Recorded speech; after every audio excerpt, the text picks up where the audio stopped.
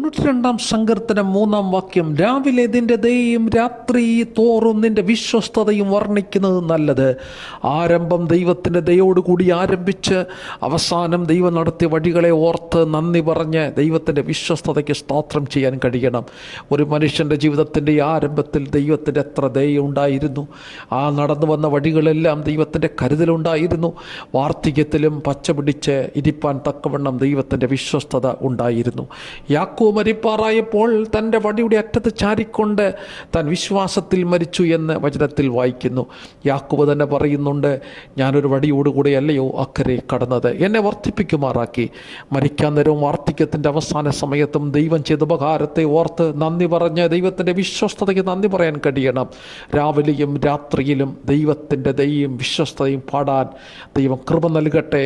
ദൈവം എല്ലാവരെയും അനുഗ്രഹിക്കുമാറാകട്ടെ.